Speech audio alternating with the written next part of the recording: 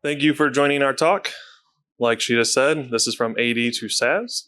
So we're going to go over compromising an Active Directory environment and how we moved from that Active Directory environment to a third-party SaaS application. My name is Matthew Merrill. I am an adversary simulation operator, trainer, and manager here at SpectreOps. My background is primarily DoD, so I have an offensive and defensive perspective. I did some digital forensics and malware analysis, and then I also have done red teams and pen tests as well. If you do the social media thing, I'm Merrill Matt 011 on pretty much most platforms I am on.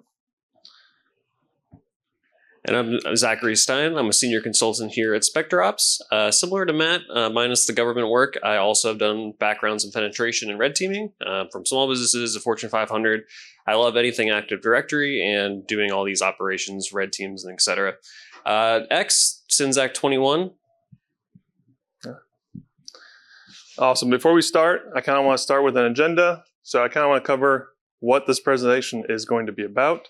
So overview, we'll go into some attack paths, security principles. We'll go through a real world situation. If you watched Will and Jared's talk over where they kind of went through and modeled the authentication framework for GitHub and Snowflake, we'll kind of have like a real world situation where that kind of complements that. What this presentation is not going to cover, it is not essentially going to be a tool or attack demo, and we will not go comprehensively into the tradecraft that was going to be covered other than what we kind of state. So to get everyone on the same page, you guys have probably heard of what attack paths are, so make sure to kind of do a quick brush on that. Obviously, there's been a lot of things about attack paths. So what an attack path is a collection of abusable privileges or user behaviors that can be chained together to create a direct or indirect connection between two principles. So just kind of go through a quick attack path. We have an example down here at the bottom. So we see that we have the user John. He has generic all over help desk, which is a tier 2 probably group. That group is nested in this tier 2 support, which then has admin to this reporting 01, which has a session for a privileged service reporting account. And then that has full control over this report DB. So we can see that there is no direct connection, obviously, between John and that report DB, but utilizing this attack path and abusing that generic all privilege, he's able to access this privilege database indirectly, right? So why do we care? If we look at that attack path, do we identify any particular maybe security principle violations? So when you guys think of security principles, you can kind of bring up like maybe models like the enterprise access model. You guys have probably seen this. That's implemented within environments. That is what it has replaced the AD tiering system. So you'll go from like tier 1, tier 2, tier 0. That model has multiple different security principles implemented. So like zero trust, you guys have probably seen zero trust before. Zero trust helps reduce lateral movement. You guys might have actually seen the principle of least privilege, which helps restrict access and not have pretty much a blanket coverage over roles and responsibilities. But overall, which security principle that we are most interested in actually talking about for this talk, we're going to cover the clean source principle. So if you haven't seen Alad's blog post down at the bottom, what is clean source principle? Basically what this states is all dependencies should be at the same trustworthiness of the object that it's actually trying to secure. So an example would be if you have a domain admin should not be accessing his privileges from the same workstation as his daily driver, right? He should be accessing it from like a privileged access workstation where it's secured with the same MFAs or hardening that his actual admin account is secured with. So if a actual environment is implementing the security principle, it helps reduce attack paths. So if you can eliminate and actually implement this correctly, it will make sure that attackers aren't able to compromise a privileged system from a lower privilege account or host, whatever it might be.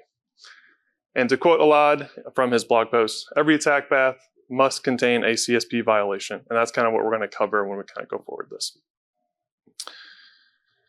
So revisiting our attack path, can we identify the CSP violations within this attack path?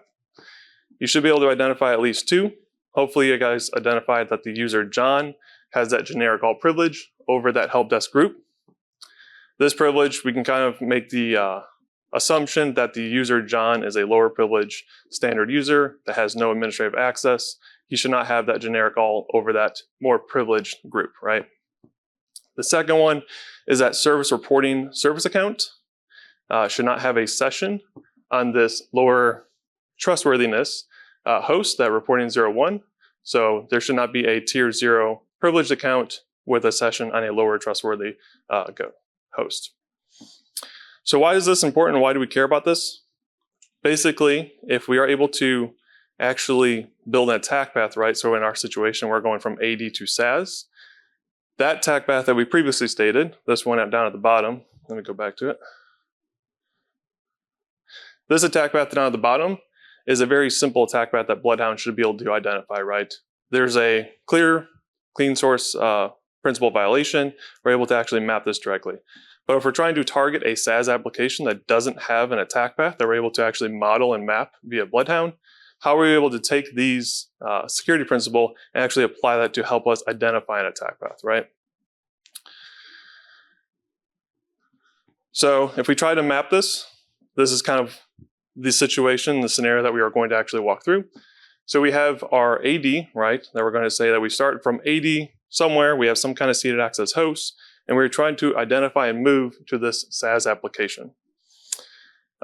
Within Alad's blog post down at the bottom, there are two approaches.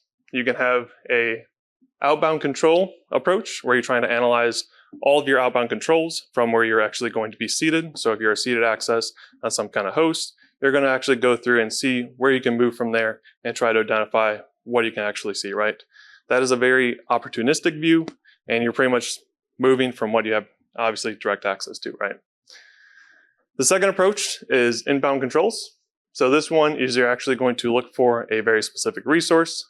In our case, that SaaS application. We're going to want to pretty much do as much research as we can from an AD perspective, see if we can identify anything that might help us, get some idea that we might want to target. And this is obviously going to be very objective based, right? So we have an objective, and that objective is that SaaS application. And this would be the approach that we would want to implement for our attack path that we want to identify. So with that, we're going to try to build some kind of hypothesis. Obviously, there are a lot of things that we could take in this. So from our goal, we're going to be a very objective base. We're going to have an overall goal of compromising that SaaS application, starting from an Active Directory perspective. We can make some assumptions. If you haven't been on a red team, obviously there's going to be a lot of, you have a lot of applications that you're going to be able to identify. And from there, you kind of make the assumption that someone in the environment is going to be utilizing that actual application, right? Someone is also going to be, managing that application. So that is who we're going to be targeting to actually kind of want to build out this attack path. And since we are in an AD, there might be some indication that AD will be utilized for access management in the corporate environment, and they might have some kind of role within the actual attack path to get us to the SaaS application. So building our hypothesis, if we can actually compromise Active Directory, we should be able to compromise the administrator SaaS's workstation or user, some kind of instance of his identity, and actually lead us to the compromise of that SaaS application. So we can kind of fill this in. There is some user out there on the environment that we want to try to identify. How do we identify that user? And that's kind of what we're going to walk through with our attack path. The attack path that we're going to go through is remodeled in a lab. So this was actually something we saw on a client environment, and we re-implemented it into a lab, and we're going to walk through that now. Awesome. So going back to our assessment, so this is something we actually did in the client environment. So the assessment was a red team assessment, so very object-oriented, and we wanted to, evade defenses. But ultimately, our goal was to compromise this SaaS application, starting from an Active Directory standpoint. So we had other goals, so lateral move, escalate privileges, but all of it was ultimately to facilitate this goal. So our starting point was a compromised domain joint host. So kind of simulated someone was a victim of phishing. We have a payload running in a low access user. They didn't have any special privileges. There was no Bloodhound nested groups where they were automatically an admin over something or a DA. They weren't local administrator. So for all intents and purposes, we can say this was like an Alice from accounting type user account. So let's define our target a little more with some assumptions that were made about the security of the SaaS application. So it was used for offline storage and backups, meant to be entirely separate from Active Directory. So if the company ever was ransomware, they would be able to go in and pull all their backups, and an attacker shouldn't be able to get into this network. The credentials are separate from Active Directory, so if you had the user's Active Directory password, you pulled their NTLM hash from the DC, you shouldn't be able to use it to access this application. And similarly, there was no single SSO solution, so if you were signed into your host or Azure, you didn't automatically get access to this application, so everything was supposed to be separated, and it had its own multi-factor authentication. Similar to the passwords and SSO, it was completely separate from their AD MFA. And other than that, we really didn't have any information to go on. So on the bottom here, we're starting to build our attack path with AD and then SaaS and trying to find the nodes as we go. So if you're familiar with the attack path lifecycle or done a penetration test or red team, you know that kind of the lifecycle of this starts here. So we had our initial compromise. We're on the workstation. We've established our foothold, established our local persistence. So now we need to start escalating our rights within the domain. And to do that, what we're going to do is perform internal recon, lateral movement, persistence, seeing what services are on the network, what might facilitate us being able to escalate those privileges, and ultimately we'll repeat that cycle until we complete our objectives. So we need to figure out where we are in the domain. So in Active Directory, there are a few common things we like to look at from an abuse perspective. One of them is ADCS, or Active Directory Certificate Services. You're probably familiar with the research that Will and Lee on our team put out in their certified pre-owned paper of how you can abuse certificates to escalate privileges and become other users within the domain. So a few questions we ask ourselves that we want to find out: is ADCS in use with their environment? And if it is, do they have any vulnerable certificates to where we could compromise a different user? So to perform our reconnaissance to start, we had our C2 payload and we established a SOC session on that server. So on our workstation, we could proxy tools into the network without having to run it directly from our C2. And in this scenario, we had a Python-based tool called Certify. You may be familiar with it if you've done some of this abuse, but essentially what we're doing is we're taking our user, we're going to use that Kerberos ticket from their host so we can authenticate to the domain, and then we're going to go to the DC. In this case, it's that 10.10.10.11, and we're going to ask for any information related to the certificates in use within the domain. For this purposes, our CA is adcs.targetdomain.com, and we see that we have 79 certificate templates, 4 certificate authorities, and 33 certificates templates of those that are enabled. Looking at our certificates, so you'll see here we found one template name. Again, all the names have been changed, but for this presentation, it's going to be Cisco. And the big thing that we're going to see here is that client authentication is true. So that means if you were able to get this certificate, you can actually use it to authenticate to the domain instead of having your credentials. And the other big part of this too is the enrollee supply subject flag is also true. So this means you can specify any other user in the domain. So this could be a domain admin, SCCM admin, the SaaS admin, and they would be an alternative user on the certificate. So when you present it to the domain, you can authenticate as that user. And then lastly, the big part here is that every domain user has enrollment rights. So if you're authenticated to the domain and you're part of domain users, which is essentially every account on the domain, you'd be able to abuse this attack primitive. So within our attack path, we're going to start building this out. What attackers will typically do is compromise Active Directory, because at that point you have the keys of the kingdom. You can move more freely in the environment. So that's exactly what we're doing with ADCS. So within AD, we're going to have our own kind of attack path and an attack path, starting to build it out. So we started from our compromised workstation, who has a session for our seated user. So this is where our C2 is running, where we're performing all our reconnaissance from. They are a member of the domain users group, and domain users have enrollment rights to that ESC1 certificate. So you can see this attack chain starting to build.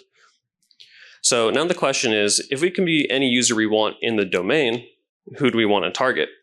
So we need to discover users who can move us further towards our goals and objectives. The first thing that comes to mind is domain admins.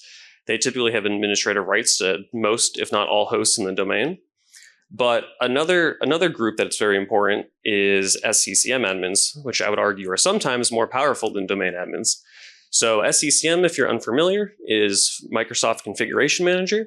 It is used to push software configurations, applications, and remotely manage any host on the network who is a client. So this is the group that we're going to be going after first to see where we can go from there. So the natural place that we like to go to look up users and groups in the domain is LDAP. So you can see here, we search for any groups that had SCCM in it. And you may think this is kind of a contrived example, seeing SCCM admins directly as the group name. But this is something we actually see in environments a lot. If you've used tools like SCCM Hunter, it'll actually look for anything that has SCCM in it or other SCCM related flags. So this is actually a really common scenario. So once we have our group name, we need to figure out who the members of this group are, how many targets we have, and who we want to go after. So using the tool LDAP search, we're putting that same account name of SCCM admins in. Again, we changed some usernames here, but we found out we have 5 users who are potentially SCCM admins. And in this scenario, it's going to be user 1 through user 5. For the actual privilege escalation, we're going to request that certificate. So this is another Python-based tool called Certi. And what you do here is you authenticate to the domain with your user account. So we have our seated user, and we're going to be authenticating to that CA. And we're going to give the template name of Cisco, which is our ESC1 vulnerable certificate, and the alt name of user1. So the alt name is where the enrollee supply subject flag comes into play, and it's going to be the other user on their certificate that we can authenticate as. And at the bottom, we can see that all that was successful, and we save the certificate to user1.targetdomain.pfx. So building our attack path a little more, we have AD, which contains an SCCM admin, and that SCCM admin is admin to SCCM management. And now we have the certificate that we can log in as user1, one of those SCCM administrators. So now that we have administrative rights in the domain, we compromise Active Directory, and we can potentially get on every host on the environment that has an SCCM client. We need to figure out which user are we going after for the SaaS application. So this is a little more difficult. We didn't find anything directly in LDAP or in our group searches that would be for that user. So what we did is we looked at things such as Confluence, SharePoint, Office 365. Never underestimate what a company may put on their internal documentation related to who does what and all their applications. So from this research, we found that there was a group called Storage and Backup Engineers. And as we remember, that SaaS application was for storage and backup. So that's a good place to start. Again, we're going to query LDAP, see how many members are part of that group, how many targets we might have, and how we might be able to pivot to that user. So again, we'll use LDAP search, and we'll look for that storage and backup engineers object name. And again, we have backup users this time, so backup user 1 through backup user 5. Now, we need to move laterally, and we want to get on this user's host because they might be accessing the application. And so we need to figure out what we have now. So we have the SCCM admin ticket from the ESC1 compromise, and we can access the SCCM administration console using that resulting ticket. So we can now become that SCCM admin and access the administration console. And one of the built-in things from SCCM that's really cool is you can actually see who the currently logged in user is for any host that has a client. And the second part of that is, can we get into that user's context using SCCM? So if you've never gone in the SCCM application console before, what you can see is that it has all the users, devices, application, software, all your configurations that you would have for SCCM. And one of the fields that you can go to in assets and compliance is the overview and devices. So you can search on any of these fields. So in the search bar, we're going to put our backup user 1. And if you type in a username, if that user is currently logged in, it'll not only pull up their username, site code, but it'll also pull the workstation that they're logged into. So we can see here that it has an active session on the BU1 workstation. So to get into this user's context, we're going to use a tool created by Chris Thompson on our team, Sharp SCCM. It's a .NET tool for SCCM post-exploitation. And one of the really cool features of Sharp SCCM is you can use it for actually creating device collections, application deployments. And when you do this, you can push an application to any host with a client, and you can do either a local system or you can do the current context of the currently logged on user. So in our scenario where we were on the network and there was a network share on a domain controller that was readable and writable by any domain user. So what we did is we put a new C2 payload on that network share, and then we're going to execute Sharp SCCM to run that application in the context of that SaaS user. If you haven't used Sharp SCCM before, what it's going to look like is the above. So we're going to give it the exec command, so it'll run an application of our choosing. We're going to give it that BU1 workstation that we found for the SaaS user. And we're going to give it our shared path. So this would be, in this case, network shared, SCCM payload.exe. And then we're also going to give that as the working directory. So what it'll do next is it'll make a device collection for the target device. It'll make an application, and then it'll have that device group run the application. And everything will be done in the context of the currently logged on user. It's not shown here, but another thing that's really cool is after Sharp SCCM is done, it'll actually clean up everything. So it'll find the device collection, make sure it's removed. It'll remove the application. So everything will go back to exactly how it was before you ran it. So now when we're looking at our attack path, we've created another node here. We have AD, SCCM admin, SCCM management, and is admin to the SaaS admin's workstation. All right, great. So now that if we step back to our attack path, we identified, obviously we're on this host now, and now we want to do some host enumeration to see if we can identify if there are any, sessions on this host, or if that user actually utilizes this host to access that application. In this instance, during our actual attack path on the assessment, we didn't land on the first user we landed on did not have access. It actually took us 3 of the users in the backup group. So we're actually looking for that CSP violation, right? Should the user be actually accessing that application from this host? Probably not, because we're trying to get access to an administrative access to the application.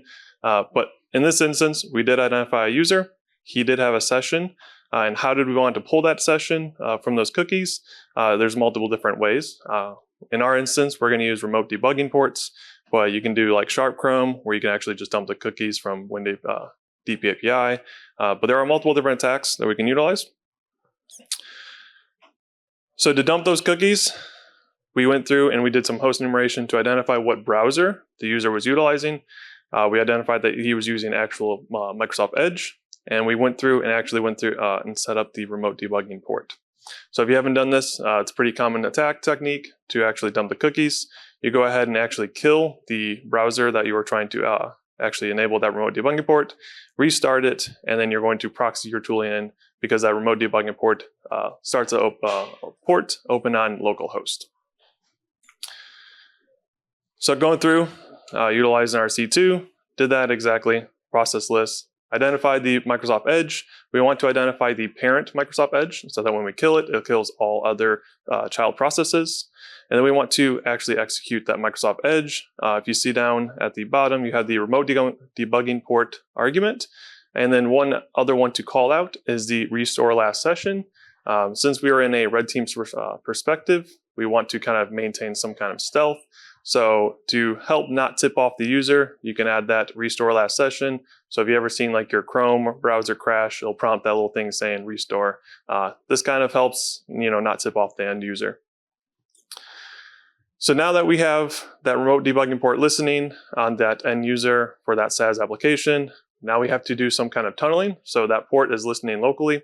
In our documentation review for this particular environment, we identified that there is actual network rules in place so that anyone cannot just access that SaaS application without prompting an alert.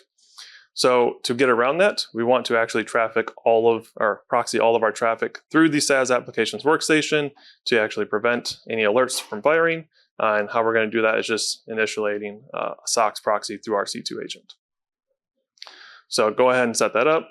We set up that SOX proxy, and if you haven't utilized another Spectre's phishing framework, Cuttlefish, down at the bottom there's a link. I would definitely recommend it. So Forrest Kasler, he built out this Cuttlefish framework. We're actually going to use only 2 scripts from that. The first script that we're going to use is the smoothcriminal.js. What that does is it connects up to that remote debugging port, and it will dump down all the cookies and the local sessions for the actual application that we're looking at. So if you see the smooth criminal command on the bottom where it has the target that we're looking at, which is that datacloud.target.domain.com. In this instance, if we want to state something else like Gmail, we would state it there. And if there is some kind of local sessions, it will go ahead and grab those. So great. Now that we identified that the actual host that we landed on with that SaaS application's logged in user, we actually identified that we now have a local session for the SaaS application that we're trying to target. What do we do from here? In our particular instance for our environment, we're going to go ahead and proxy to bypass all those networking rules. With our sessions in place, actually loaded up into our proxy browser, and then we're going to directly navigate to that SaaS application that we want to actually compromise. So since the cookies that we actually were able to compromise had a MFA claim, we completely bypassed all of the authentication portion of that. So there were no any additional MFA pushes or anything like that. Since we proxied it, obviously we are networking all of our traffic through that SaaS application user's host. So we're going to blend in, and we actually went through and directly logged up straight to that SaaS application. One of the techniques that we did to do this was utilizing that Cuttlefish framework. The other script that I mentioned, since we were using 2, the smooth criminal was the first one. The second one is the stealer.js. This one will actually load up a Chromium browser, load in all that session from the smooth criminal dump, which is that data.json, and it'll pull it up directly for you to, essentially be the user that you load those session cookies for. On the right-hand side, you can see that we actually got access to our data cloud. This is the target that we simulated for this demo, and we can see that in this data cloud there's actually a user role called super admin. So from compromising that SaaS user's workstation, we compromise those cookies, we actually were able to log into that SaaS application as the super admin for the application that we wanted to. So let's go ahead and do a review. We started with how we wanted to kind of identify CSPs to help us build into actually, identifying this attack path. And we built out this hypothesis. So we went through and we have our full attack path, right? So we went from an AD compromise, laterally moved via SCCM. We're able to identify a SaaS admin's workstation. We're able to dump a session for that SaaS application and actually identify that that application, the role that we dumped for it, had admin privileges, which then compromised the full SaaS application, right? So we were able to compromise AD, compromise that SaaS user, and then compromise the SaaS application. So to break out that full attack path, including the AD portion, we're going to go through and actually identify the CSP violations that were in place to actually enable this attack path. So in our attack path, you guys might be able to identify the CSP violations that were actually enabling this attack path, that if they were actually enforcing CSP, they would have pretty much severed this attack path right off the bat.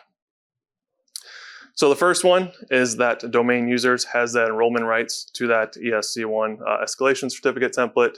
This is pretty much the escalation tech that we were able to utilize in this instance to get that domain compromised. A domain user is obviously a lower trustworthiness that is actually going to enable them to create a template and actually get an authentication certificate for any other admin in the environment. The second one is that SaaS application having that SaaS user having an actual session on his normal daily workstation for that SaaS application that is in this context utilized for a higher privilege, right? So he was super admin for this backup and recovery application. That application, we could have actually, deleted all recoveries, completely removed their disaster recovery plan, and kind of, completely destroyed their environment in some sense. So lessons learned, we identified that an Active Directory compromise in any sense, if you're able to, laterally move and get full compromise of an Active Directory, you can compromise a third-party service. So AD can be your, make your service the most vulnerable. So if you have some kind of identity within your Active Directory that is being utilized in a lower trustworthy sense, we can get access to that if we do compromise Active Directory and able to compromise those third-party services. With the implementation of any other security solution, so like let's say we utilize the Zero Trust, if we had Zero Trust in place, that might not have prevented us from actually going through that attack path. Zero Trust is implemented to reduce lateral movement, but if you're able to actually utilize that ADCS certificate template to just directly privilege escalate within the environment, that would not have prevented us.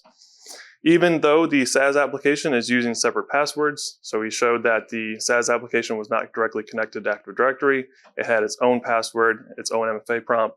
We were still able to get access to that via sessions. So if you were part of Will and Jared's talk, this would be data in transit. So we're able to actually compromise those sessions in transit. And if we had the actual implementation of CSPs, so if we were able to have the environment that enforced those CSPs, we would have severed this attack path very on where that domain users would not have been able to actually access that certificate in this instance. Or if they had a CSP in place that would have prevented that SaaS application to be logged in from a normal workstation, that would have also severed this attack path. And that wraps up our talk. Any questions? Yeah.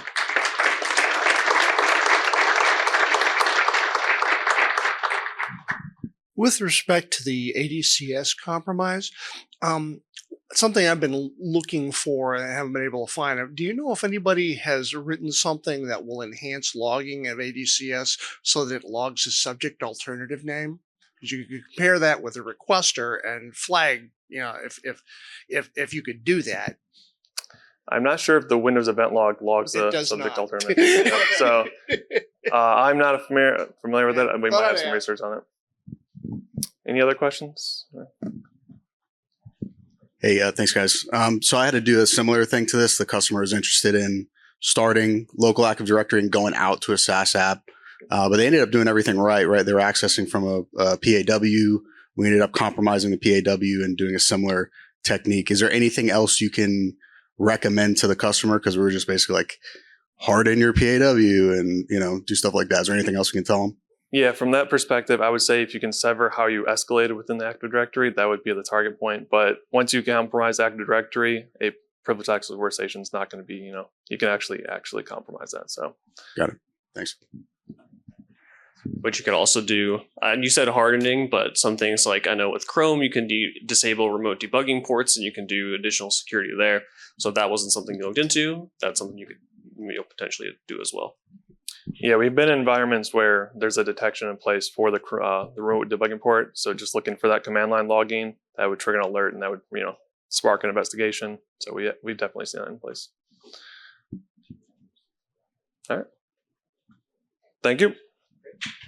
Thank you so much.